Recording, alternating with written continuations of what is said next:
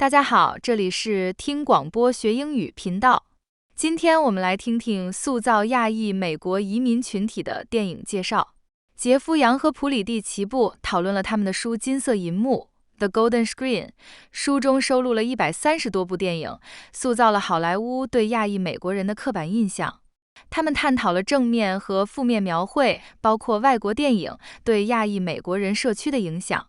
好了，一起来听这个有趣的话题吧。Hey there, it's Tin Bidermius, and you're listening to NPR's Book of the Day. When we see things depicted in film, something special happens, especially when what we see has been rendered invisible for so long. That's the story at the heart of a new book by writers Jeff Yang and Preeti Chhibber, called The Golden Screen, The Movies That Made Asian America. It's a collection of commentaries about the films that have shaped how Asian Americans have been depicted in Hollywood. But it's not just a celebration of cinematic triumphs. It's also about the pain points, from yellowface to racist tropes, and all the work that it took to tell a more complex and humane story. They tell All Things Considered host Elsa Chang about the impetus for writing the book, the sheer joy of putting it together, and why the story is important to tell, even when it's not always pleasant to hear. Here's Elsa Chang.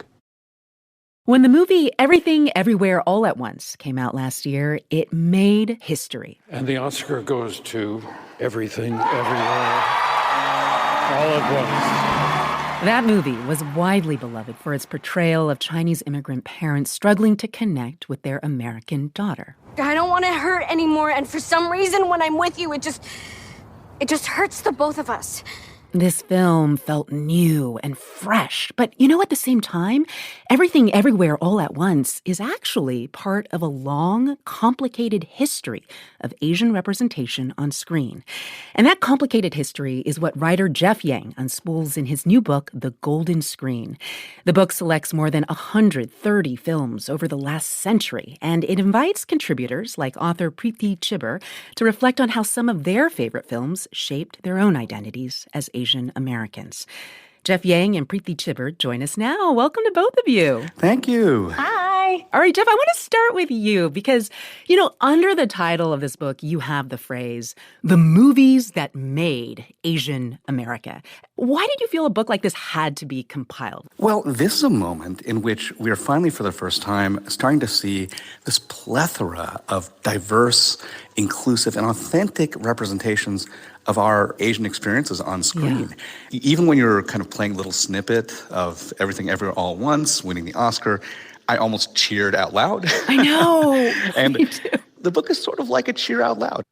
I hear you talk about how a book like this gives us an opportunity to cheer. But Jeff, I noticed that you included films in this book that were beloved to some people, maybe are still beloved, but that peddled pretty flat, offensive representations of Asian people, like Lost in Translation, for example. You are a movie star. Yes. Yes, I should be doing movies. Yeah. Yes, please. When we talk about being made, it's not just pleasant experiences that help make us. Remember, for almost half a century, you couldn't see Asian images played by Asian people on screen for much of that time. I mean, they were in yellowface. Yeah. Our response to those images, the ways that we processed or metabolized the sense of being othered by the screen, those are things that we still have to contend with as Asian Americans. But then there were also movies that you included that defied Asian American stereotypes, which were awesome, like Harold and Kumar Go to White Castle. Preeti, you write about this very movie. What did you love about how this particular film rebelled against the usual depictions of Asians? It was wild. I was in college when this movie came out, and I was intensely grappling with the fact that I was not good at science. I had, my whole life was I'm going to be a doctor, not because I wanted to, but, all my uncles were doctors, so many aunties. Yeah. And so I was I went pre-med, and then I was I'm bad at this. And Kal Penn, he was already a household name because he'd been in this indie movie called American Desi that all the Indian kids had passed around. And so there was already that connection. And then he plays this character who doesn't want to be a doctor. Do you actually believe, after the way you've just behaved, that I would ever even consider recommending you for admission? No. I'm going to be honest with you. The only reason I'm applying is so my dad will keep paying for my apartment. I really don't have a desire to go to med school. The number of Indian American kids I saw in media, I could count on one hand. And then to see one who wasn't a stereotype was like mind-boggling. You know what's interesting is that in this book, which is about movies that made Asian America, not all the movies are from America. Like, Jeff, you include foreign films that were produced all over Asia. Tell us, why were they important to include in the story you wanted to tell about Asian America? For me, watching kung fu movies in double feature theaters in Chinatown was the first time I saw Asian heroes who were saving the day, who were getting the girl. I loved action movies in America. I aspired to be the white actors who were on screen. But when I actually for the first time got to see people who shared some aspects of my life and my world, that was the first time I felt like something new was possible. Yeah. Preeti, is there like a beloved Bollywood film that you saw having an important influence on the way Hollywood started telling stories about Indian people? See, Bollywood's the biggest film industry in the world is what we always say, right? But I feel like Bollywood cinema was seen as sort of gimmicky or not necessarily a valid art form for a long, long time. And it's something I grew up with. Like, it wasn't like Tom Cruise or Brad Pitt. It was like, I'm going to marry Amir Khan because Dil was my favorite movie when I was 5, which is this ridiculous romance with wonderful music.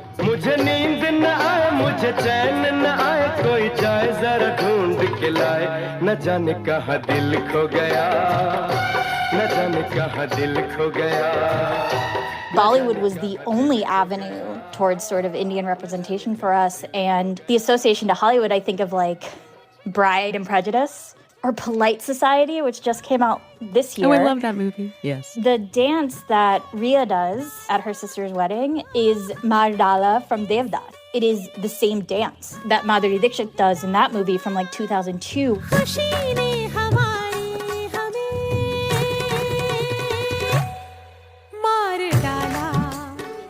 My entire family like sat up and was like, wait a minute, is she really going to do the dance? Because we knew what it was. It was referencing our cultural community in this like wonderful, wonderful way.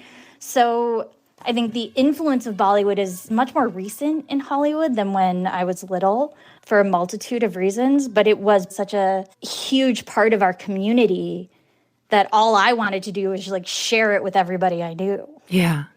I feel like so much of what we've been talking about is just waiting for a really long time. Like, it took so long after Joy Luck Club to see another Hollywood movie star an all-Asian cast speaking mostly in English. It took 25 years with Crazy Rich Asians. And the breakthrough was, oh my God, here's a film where almost everyone has an Asian face and speaks English. Whoa. But then there was a new breakthrough with Everything Everywhere All at Once. That movie made room for the weird Asians. That's what one of the writers and directors, Daniel Kwan, said in your book. So let me ask you this. What would you like to see be the next breakthrough for Asian American cinema?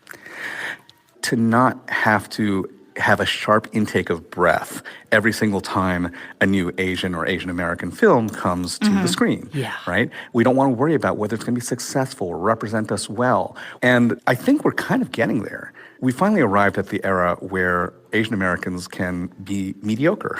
Where we can put stories out there that don't have to match up with a model minority or even the standards of success that are often imposed on minorities in general. I'm still processing that it is our cinematic aspiration for us Asian Americans to be portrayed as mediocre. It's true, though, right? We don't want that burden of representation anymore. Where it's just like, because there's so few, you have to speak for everybody.